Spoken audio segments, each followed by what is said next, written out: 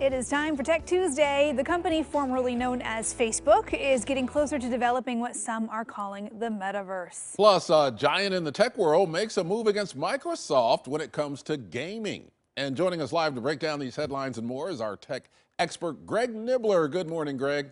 Good morning. Yeah, it is crazy in the world of gaming right now. So we talked about it a couple of weeks ago with Microsoft purchasing Activision Blizzard for about $70 billion. They also bought Bethesda.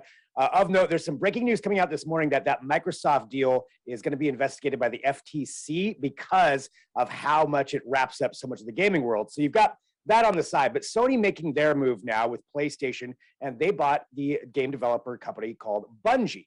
Now, Bungie made the original Halo, which is a Microsoft staple, but more importantly, they own Destiny. And this is what Sony's really going after. So for those that don't know, Destiny is this huge online world where you have millions of players from all over the world that play together. It's constantly updated. There's ways to make micro purchases on there. This is something that Sony didn't really have before. So it's a huge move for them to kind of wrap up some of the gaming world for themselves. Although they made a big note of it that Bungie's going to remain independent. So they're not going to make it just a PlayStation exclusive. Destiny is going to be available across all the platforms it have been. They want everybody to keep playing it wherever you're playing it. So that's one big note that they made on that. But it's this huge trend now in gaming of all of these huge companies buying up these independent developers. And you got to think it's going to continue going. It's just kind of an arms race between Microsoft, well, really Microsoft and Sony. Nintendo kind of has its own thing, but you never know. They could start picking up some people as well. But it's probably a little unnerving for people who are on specific platforms. If you're a PlayStation person,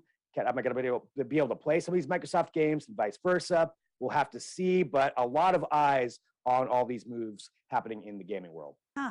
And interesting that the FTC is digging into it now too. You know, that it's getting big enough to be a bit of a monopoly buster there.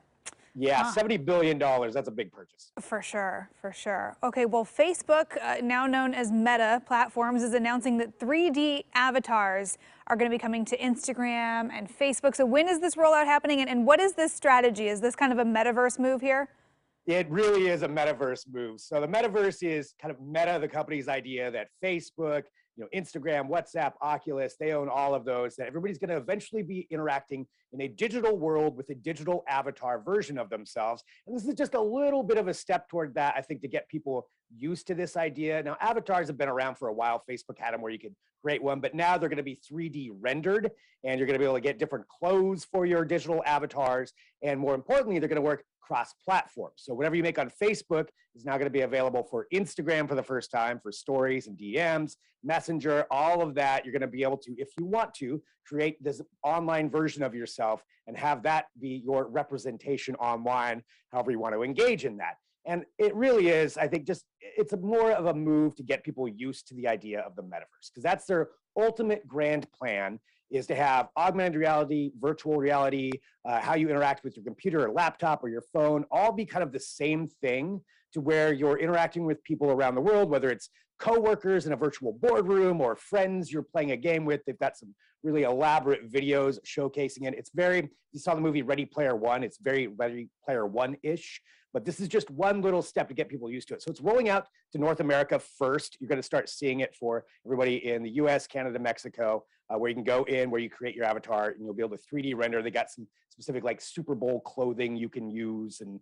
all kinds of stuff with that. But it's getting people used to this idea is really what they're after here. Okay, yeah.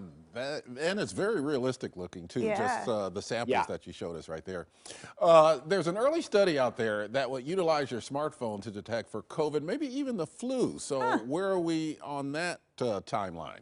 Yeah, it's from UC Santa Barbara, and it's a really early study, but they've had a lot of success with it. And it's with a test kit they created it's designed to be really inexpensive, ultimately, for everybody to get a test and then use your phone to do that. So the test kit itself, it involves actually a hot plate, and then it uses your saliva, and there's a dye solution or something that you put in there on the scientific medical side, but it turns the solution red, and how fast it turns red determines whether or not the presence of COVID or flu are there, and it uses your phone to detect that. So it uses the rear camera on your phone that can monitor how quickly and how red the solution gets, and that determines specific things about whether or not the virus is present. But I think that whole thing of using your phone at home as an actual medical detection device would be really advantageous, because that's something most people have. at home that you could use to do that. And so they tested it with about 50 people so far. It's really small, but the results were about the same as a PCR test, the actual more advanced test. So yeah, it's pretty cool what they're doing.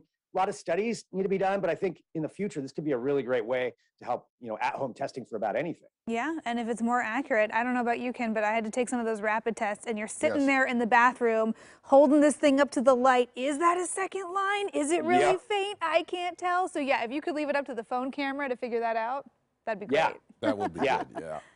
Absolutely. All right, Greg, thank you for joining us, and we'll see you again soon. Sounds great. Well, if you want to stay up, go ahead. It's okay. Yeah, if you want to stay up to date on the latest tech headlines, be sure to follow Greg on Twitter.